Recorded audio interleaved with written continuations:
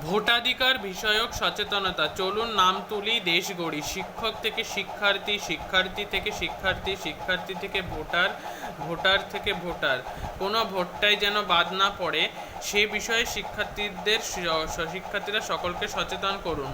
Voter তালিকা ও voter card সম্বন্ধে কিছু দরকারি কথা। শুধুমাত্র ভারতীয় নাগরিক ভোটার তালিকায় নাম তোলার যোগ্য। ভোটার তালিকায় নাম তুলতে আপনার বয়স অন্তত 18 বছর হতে হবে।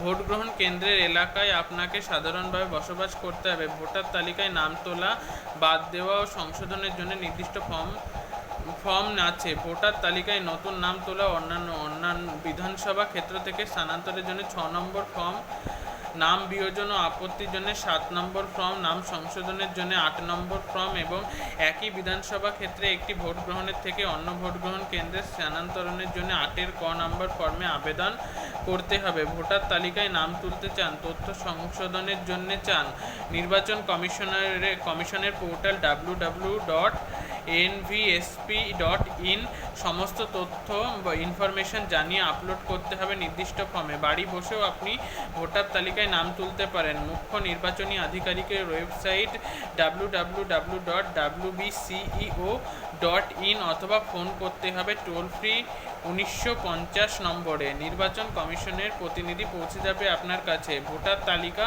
সম্পর্কিত যে কোনো বিষয় জানার জন্য যোগাযোগ করতে বিএলও এর সঙ্গে যোগাযোগ করতে হবে বিএলওর সঙ্গে। আপনার বিএলও কোনো ব্যক্তি জানতে দেখতে হবে www.eci.nic.in অথবা www.wbceo.in। বিশদ জানতে ফোন করতে হবে টোল ফ্রি 1950 নম্বরে অথবা দেখতে হবে নির্বাচন কমিশনের ওয়েবসাইট www.eci.nic.in এবং www.wbceo.in। কোনো ভোটারই যেন বাদ না পড়ে।